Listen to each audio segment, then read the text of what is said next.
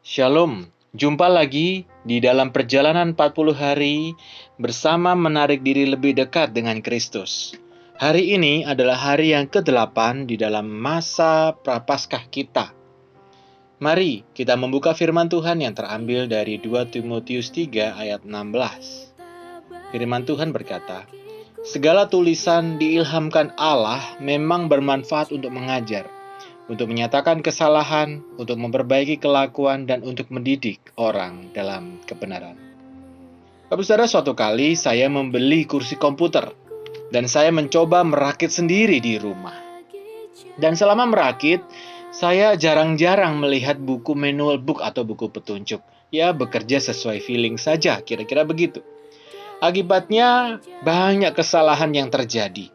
Mulai dari penggunaan bagian-bagian kecil sampai akhirnya kursi itu harus dibongkar kembali dan saya harus melihat step by step dari manual book yang sudah diberikan dan ternyata tidak tepat seperti ketentuan yang ada. Nah, Bapak Saudara, dari teks yang sudah kita baca ada satu kata yang saya hilangkan, yaitu kata yang. Seharusnya tertulis di dalam Alkitab kita, segala tulisan yang diilhamkan Allah. Tetapi dalam terjemahan bahasa asli, kata yang itu tidak ada, Bapak Ibu. Langsung saja, segala tulisan diilhamkan Allah. Dalam arti kata, Rasul Paulus ini berkata, segala tulisan yang sudah ada, itu memang diilhamkan oleh Allah.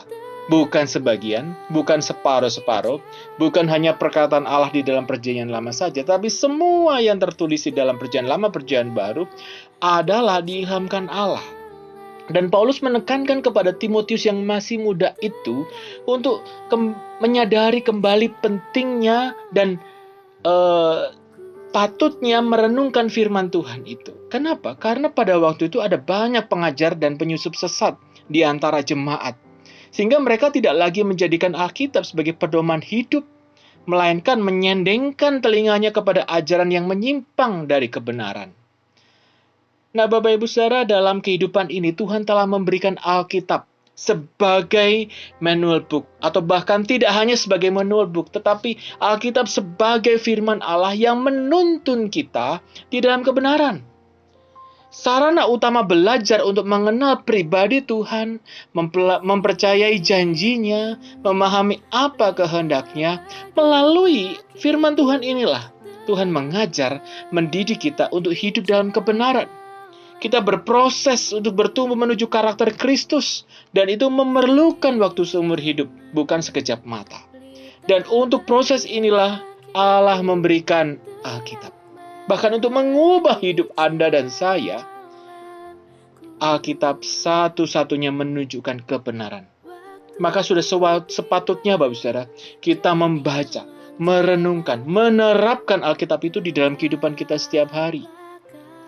Namun yang menjadi persoalan adalah dengan adanya Alkitab sebagai penuntun hidup atau petunjuk hidup kita, apakah kita masih mengindahkan keberadaannya? Dalam arti kata, apakah kita masih membaca dan melakukannya? Atau hanya sekedar baca, tidak melakukannya? Atau kita lebih sering melakukan apa kata media sosial, apa kata HP saya, apa kata petunjuk yang ada di iPad saya, begitu. Kemajuan teknologi seperti keberadaan HP, iPad, Android mempermudah kita membaca Alkitab di mana saja. Dan praktis sekali untuk kita bawa kemana-mana. Namun jangan sia-siakan kemudahan ini. Mari kita buat komitmen untuk membaca Alkitab setiap hari. Nah, malam ini kita akan menikmati satu pendalaman Alkitab yang bertemakan Alkitab dan hati nurani. Bagaimana bedanya? Cocok nggak ya Alkitab itu dengan hati nurani? Gimana matchingnya? Nah, mari kita ikut hadir, kita mempersiapkan diri, dan jangan lupa, di dalam hari ini kita melakukan proyek ketaatan kita, yaitu kita mendoakan bagi Indonesia, bagi negara kita, untuk cepat pulih dari COVID-19. Mari Bapak Saudara, kita jalani hari ini dengan penuh sukacita, karena firman Tuhanlah yang menuntun kita. Mari kita berdoa. Bapa kami di surga, terima kasih untuk hari ini. Kami sungguh bersyukur Tuhan yang memberikan firman-Mu yang tercetak di dalam Alkitab ini, yang menuntun kami, mengajar kami, mengubah kami, mengerti akan keselamatan dan kebenaran yang Tuhan nyatakan. Terima kasih ya Tuhan. Terima kasih untuk bangsa Indonesia. Kami berdoa, biar bangsa ini boleh cepat pulih di dalam proses pemulihan ini. Agar semua orang boleh cepat sembuh dari COVID-19. Agar vaksin ini boleh bereaksi aktif, sehingga banyak orang yang boleh dipulihkan.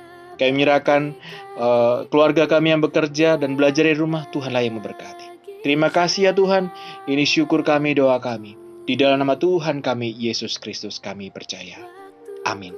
Bapak saudara, pakailah hari ini dengan penuh bersukacita. Pakailah hari ini untuk terus berdoa bagi bangsa kita. Tetap semangat, selamat beraktivitas, Tuhan Yesus memberkati.